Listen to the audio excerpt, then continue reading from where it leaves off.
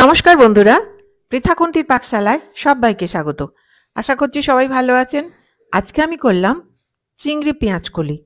পেঁয়াজকলি তো আমরা অনেকভাবে খেয়ে থাকি, একবার এইভাবে চিংড়ি মাছ দিয়ে করেই দেখুন কেমন লাগে। তাহলে চলুন দেরি না করে দেখিয়ে দিই রান্নাটা আমি কি করে করলাম। তাহলে চলুন শুরু করি। এখানে আছে 250 গ্রাম পেঁয়াজকলি। এইটা আমি এবারে খুব ছোট করে কেটে নেব।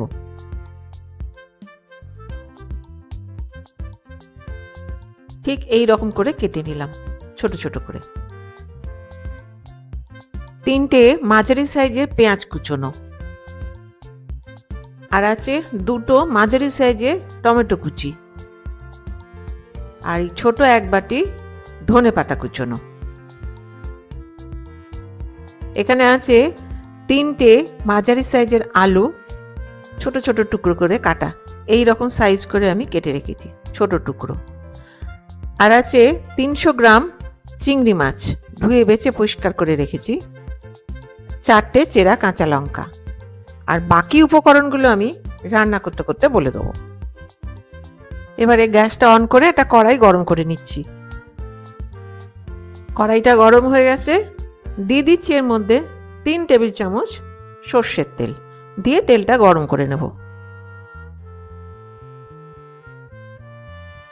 তেলটা গরম হয়ে গেছে, ফ্লেমটা কম করে দিয়ে আমি দিয়ে দিলাম এর মধ্যে আলুর টুকরোগুলো। দিয়ে এটা হালকা করে ভেজে নেব 3 থেকে 4 মিনিট। আলুটা হালকা ব্রাউন হয়ে গেছে, এবারে দিয়ে দিচ্ছি এর মধ্যে আমি পেঁয়াজ কুচোনো। দিয়ে দিলাম পেঁয়াজ কুচোনো, দিয়ে এটাও হালকা ব্রাউন করে ভেজে নেব।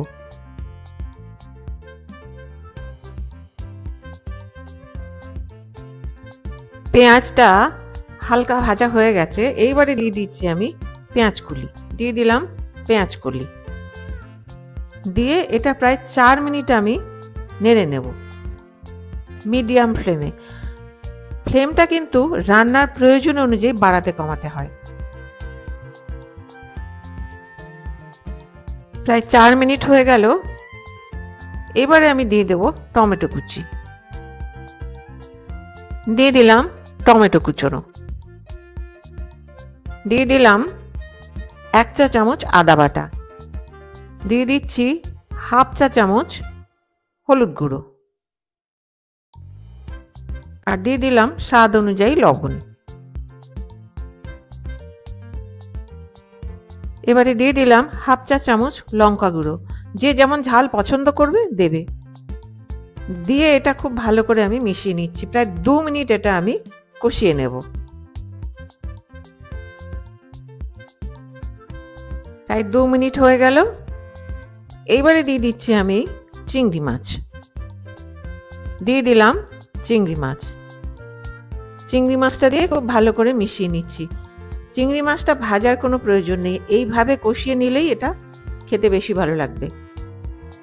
কেউ যদি চায় তাহলে আরও একটু বেশি চিংড়ি মাছ দিতে পারে তাদের স্বাদ অনুযায়ী। এইটা আমি প্রায় 4 মিনিট কষিয়ে নেব।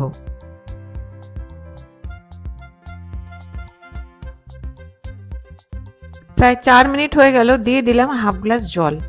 দিয়ে খুব ভালো করে মিশিয়ে নিচ্ছি।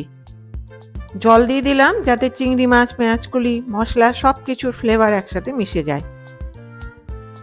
মিশিয়ে দিয়ে এটা এবারে আমি ঢেকে 3 মিনিট রেখে দেব লো ফ্লেমে। তাই 3 মিনিট হয়ে গেল, এবার ঢাকনাটা খুলছি। এবারে দিয়ে দেব আমি ধনে পাতা কুচোনো, আর দিয়ে দিচ্ছি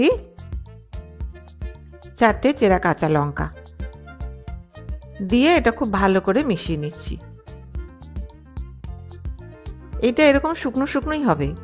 যারা মিষ্টি পছন্দ করবে তারা একটু মিষ্টিও দিতে পারে। মেশানো হয়ে গেল, গ্যাসটা বন্ধ করে দিলাম। রান্নাটা কমপ্লিট। এবারে ঢেকে আমি 5 মিনিট রেখে দেব। 5 মিনিট হয়ে গেল, ঢাকনাটা খুললাম। খুলে এটা একটা বাটির মধ্যে আমি তুলে নিচ্ছি। এটা এরকম শুকনো শুকনোই হবে, আর খেতে যে কি ভালো লাগে, যেমন ভাত দিয়ে ভালো লাগে তেমন রুটি দিয়ে। তাহলে বন্ধুরা তৈরি আমার চিংড়ি পেঁয়াজ কলি। এটা খেতে যে কি ভালো লাগে না খেলে বোঝা যাবে না। আর এই রকম একটা পদ যদি থাকে গরম ভাতে, তাহলে এক থালা ভাত উঠে যাবে। যেমন রুটি দিয়ে খেতে ভালো লাগে তেমনই ভাত দিয়ে।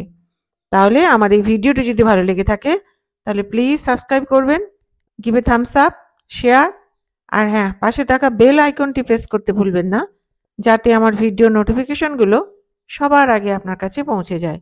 আপনারা বাড়িতে করুন, খান, আর আমাকে কমেন্ট করে জানান কেমন লাগলো। তাহলে দেখা হচ্ছে আইটি নতুন রেসিপি নিয়ে। আর আমার এই ভিডিওটি শেষ পর্যন্ত দেখবার জন্য ধন্যবাদ।